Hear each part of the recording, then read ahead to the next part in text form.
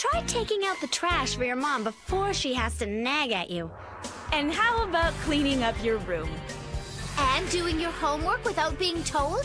Okay, I got it. Oh, hey, welcome to the Rerun Lounge. I'm Remy, and while growing up, I learned, like many kids, some life lessons from cartoons. Don't laugh.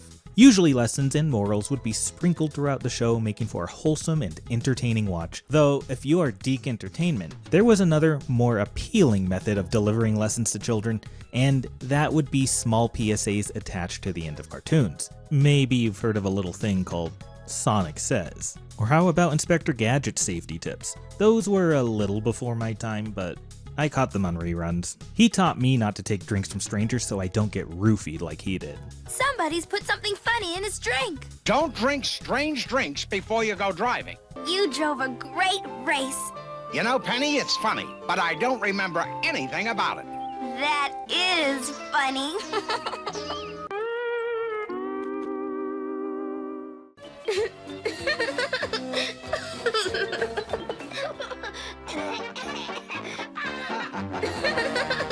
Well, the particular micro lessons I want to look at were the ones hosted by this girl. Who are you?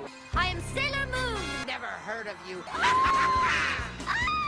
Yeah, that's right. At the end of DORKY's English dub of Sailor Moon, our titular character hosted a PSA segment called Sailor Says. What happened? Was this a court order after getting arrested for some unsavory activities? Not exactly.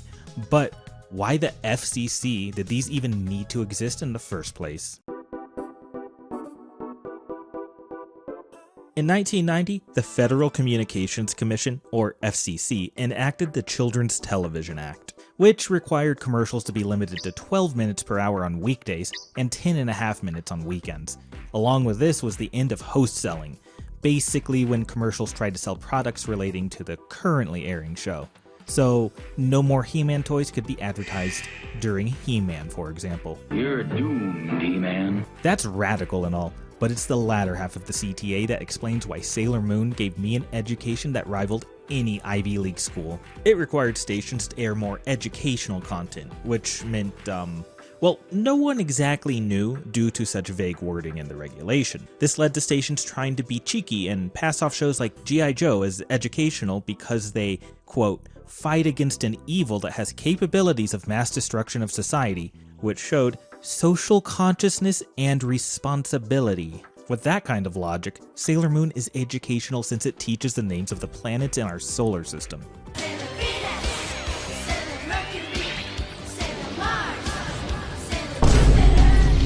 This led to the FCC doubling down on regulations in 1996, now requiring 3 hours of educational programming to be aired weekly and with more clearly defined terms. So DORKY Entertainment took a note from the 80s and made shoehorned PSAs cool again. Shira and I want to talk to you about something that's very personal. Your body. Just tack on a 30-second segment at the end of your average non-educational show and bam, now your show satisfies the FCC and Sailor Moon is teaching me how I can be the best me I can be. But did it really work? Did the FCC make me a better and smarter person? It's hard not getting something you want, but that doesn't make you a loser either. Meh. In 1995, DORKY Entertainment obtained the license of Pretty Soldier Sailor Moon and enlisted Optimum Productions, a Canadian-based dubbing company, to handle the English dub. Like many English dubs of that time, it ended up being the equivalent of a 4Kids bastardization of the original show.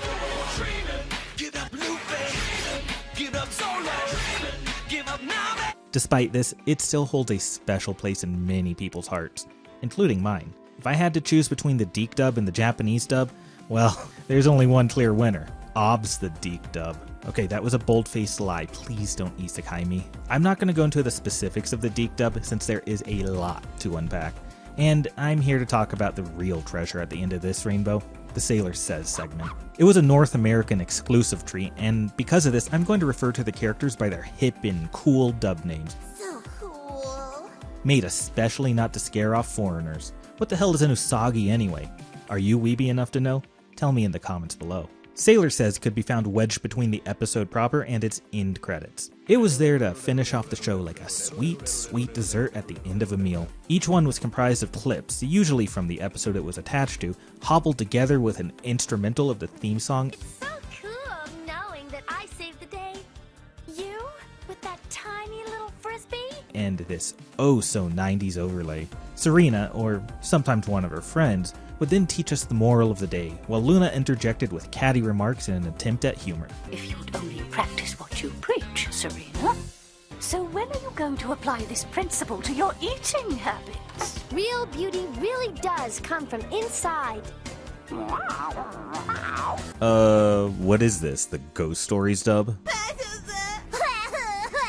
Meatball Head would then end with her signature line made especially for this segment, and laugh like a complete dork. Sailor Moon says,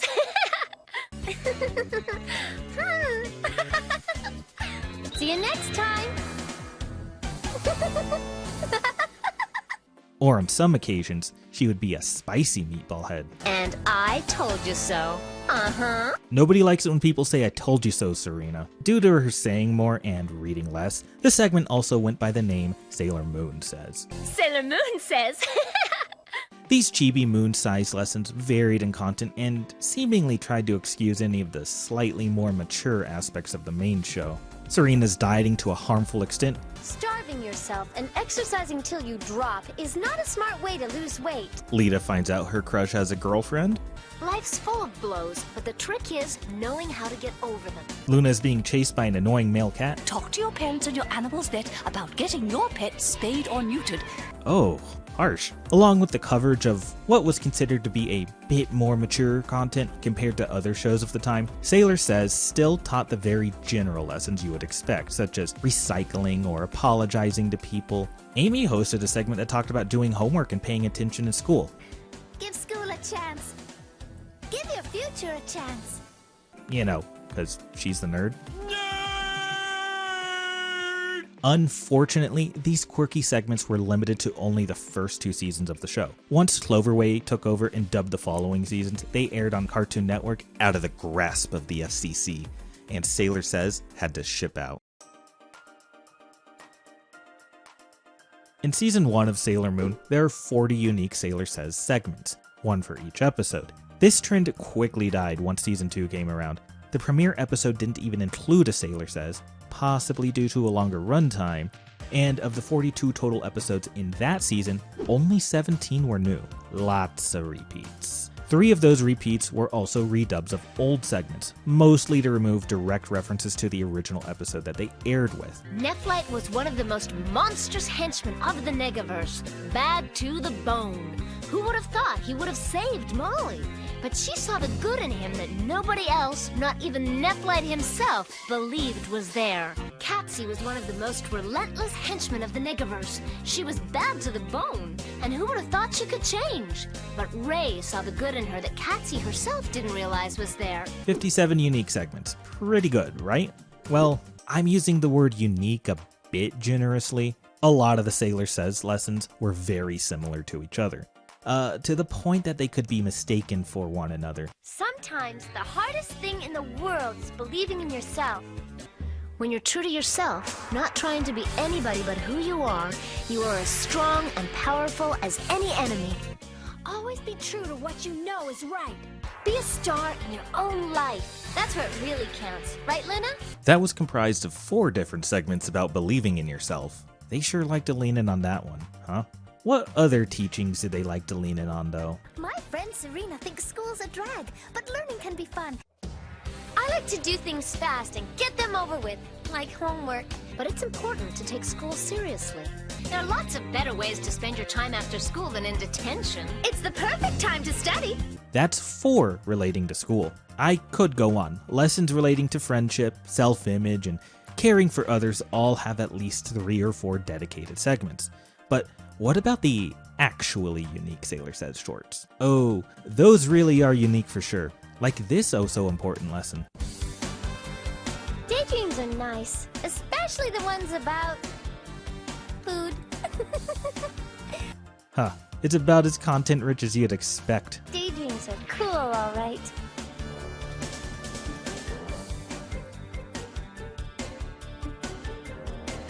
Just don't forget about the here and now. I guess they really struggled to find a lesson in this episode, and when they did, most of it was, well, when the lesson wasn't straight out of the Muppet Babies, we learned about reliability, but in such a way that it almost came off as a parody of PSAs themselves. So don't be a flake. Flakes miss out on all sorts of stuff. That's right, kids. Don't be a flake, or you won't get invited anywhere. This is by no means a bad lesson. It's just odd that instead of talking about general reliability, they make it a point to make sure kids don't flake out on their friends. You just don't know if she's gonna be there for you. She's never on time for anything. She never takes anything seriously. We just can't count on her. I guess they just like to shake things up a bit, right? You know, keep people on their toes. I can safely say it worked. I mean, I'm here talking about it. But what stood out even more to me was Serena retracting her lesson. Yeah, she does it after teaching everyone not to put stakes into prejudices. Don't be swayed by some stupid prejudice you've always heard and never really questioned. Right, you never know what's inside. Then again... You just couldn't pass up a chance to pick on Melvin, could you, Serena? Imagine what the world would be like today if you stuck to your message. So, don't be a flake, don't daydream too much, and a half-assed lesson on prejudice? Fair enough. Well, how about don't believe in charms, crystals, and astrology? Love charms, crystals, and horoscopes can be a lot of fun, but don't take them too seriously. I feel like the writer for this one finally broke up with his new age girlfriend and was blowing off a little steam. I count on myself to set my own destiny, not some goofy charm. It's again a little silly to target this particular lesson towards kids, but also ironic considering they are literally using planetary-based magic in the show itself. Other than the overall strangeness of the content for this segment, there is another interesting tidbit about it. The footage that played over it during its repeat showing was originally from a prior segment teaching about how to manage injuries. We all need to know what to do when there's an emergency. Love charms, crystals, and horoscopes can be a lot of fun. It was fixed for its final repeat showing, though. To make everything even weirder, the very same short regarding injuries also had its footage replaced for its repeat airings. It's possible they did this because it featured a scene with a bloodied body, but I can't be positive since that scene was not cut from the show. Maybe they wanted footage that made more sense. We all need to know what to do when there's an emergency. First off, don't panic. Your injured friend is counting on you. We all need to know what to do when there's an emergency. First of all, don't panic. Your injured friend is counting on you. Yeah, the redone clips fit so much better. Speaking of recalling footage, those weren't the only two instances. In the Sailor Says talking about having patience with young kids, the clips originally showed a baby peeing on the character Anne's face. Nasty. That scene was cut from the main episode itself, and I guess it just slipped through on Sailor Says. It's sort of like an Easter egg, I guess. A rotten Easter egg. Seemingly someone didn't want a scene of a baby shooting a girl's eye out with its piss, so the Sailor Says was totally redone, footage replaced, and redubbed as well. If you get angry with younger kids, talk to your parents or another adult about it. If you get angry with younger kids, talk to your parents or another adult about it. Ultimately, Sailor Moon's PSAs were silly and really dorky, but never went there the same way Sonic Says did. Believe it or not, every year some ignorant kid takes a ride in a clothes dryer just like this one. I was kinda hoping to see something along these lines, but also at the same time, I don't think I want Serena talking to me about sexual harassment. I think that is a job only someone with tact like Sonic the Hedgehog can do. If someone tries to touch you in a place or in a way that makes you feel uncomfortable, that's good. Though for those curious, the best I could find was the slightest mention of not giving in to bad influences and a short line about drugs. As long as we don't get caught up in what other friends want, like getting into drugs or other bad stuff. Sailor Says is a fun little relic of the 90s and ultimately a harmless addition to the show. It taught innocent lessons that still hold up today, but in the most geeky of manners. I don't think I learned anything specific from it that I wasn't hearing left and right growing up already, so don't expect a deep well of wisdom there. If anything, it is entertaining and will live on as a quirky footnote in the history of Sailor Moon. If you want to check out some of these on your own, a channel called Sailor Moon Says Archive uploaded a bunch on a playlist in an attempt to preserve them. I'll have it linked below. And remember, Sailor Remy says... Alrighty, loungers. Thanks for sticking around till the end, and if you enjoyed your stay, please consider leaving a like, smashing a subscribe, or contributing a comment below. Want more Sailor Moon? Well, I got you, babe. It was great chilling with you, and I hope to see you return to the Rerun Lounge.